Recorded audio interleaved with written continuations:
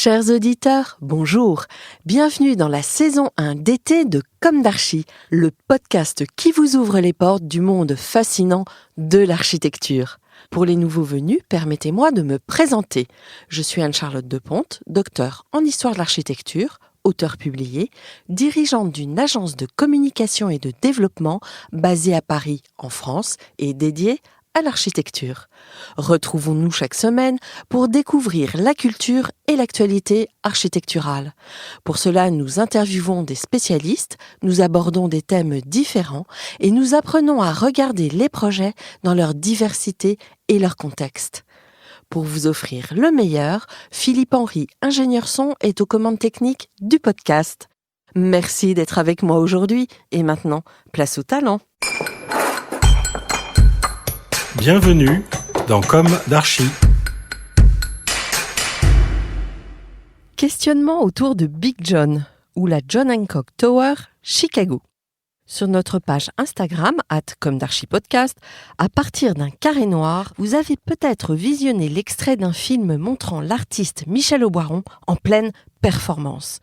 Celle de peindre l'un des châteaux des temps modernes, la tour John Hancock, située sur la Michigan Avenue, artère principale de la capitale de l'architecture américaine, Chicago, USA. La vidéo rend bien l'échelle gigantesque de cette icône de l'architecture moderne, signée par la mythique agence d'architecture SOM, Skidmore, Owen & Merrill, aujourd'hui lauréate avec AREP et l'atelier de Tracat, du projet du Grand Paris Charenton-Bercy. Mais revenons à Big John de son petit nom.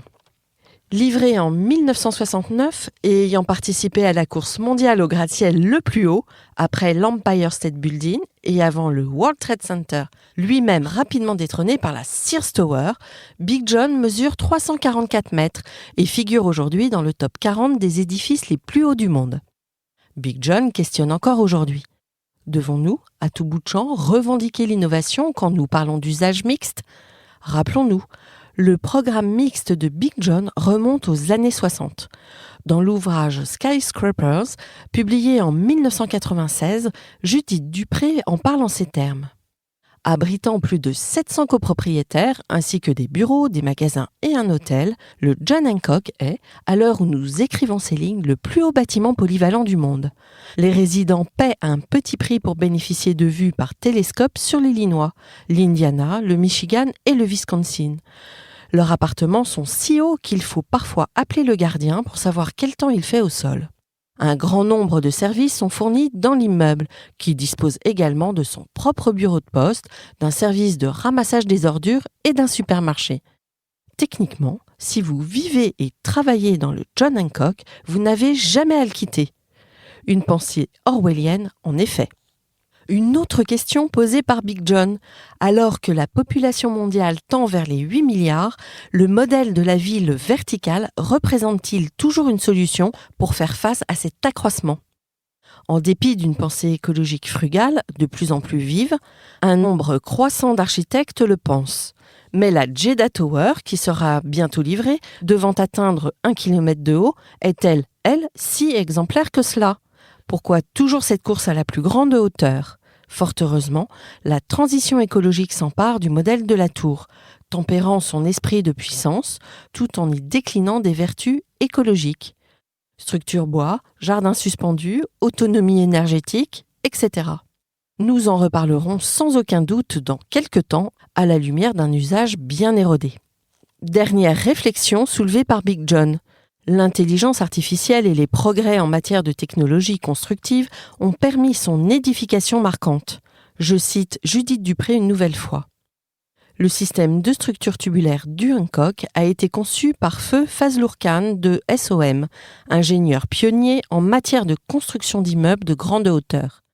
Dans les années 1960, les ordinateurs ont permis d'étudier des systèmes structurels nouveaux et différents. Le nouveau logiciel, combiné au développement de l'acier de haute qualité et des sections soudées par fusion, ont permis à Khan de concevoir des structures qui pouvaient résister plus efficacement à la force latérale du vent et à la traction de la gravité vers le bas, car elles étaient absorbées par les 3 dimensions du bâtiment.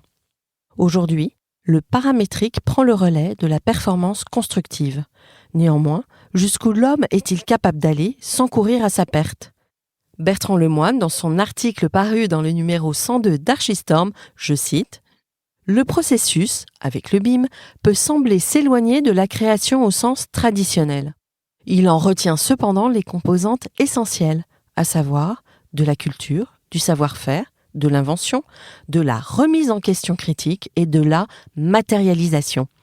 Aux architectes de défendre ces prérogatives, aux maîtres d'ouvrage à en comprendre l'utilité et la complexité dans leur propre intérêt s'ils veulent survivre en tant que tels. » Certes, et à l'image de Big John, à la lumière de son contexte historique, ce nouveau champ des possibles démultiplié par le Big Data doit aujourd'hui ouvrir une dimension exploratoire hors norme et raisonnée, tenant compte des aspirations écologiques d'un vaste pan de la population. À nos crayons ?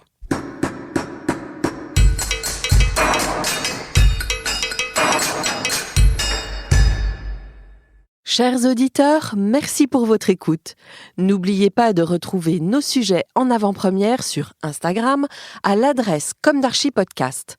Si vous aimez ce podcast, favorisez sa diffusion en lui donnant 5 étoiles sur Apple Podcast, plus un petit commentaire ou sur votre plateforme de podcast favorite.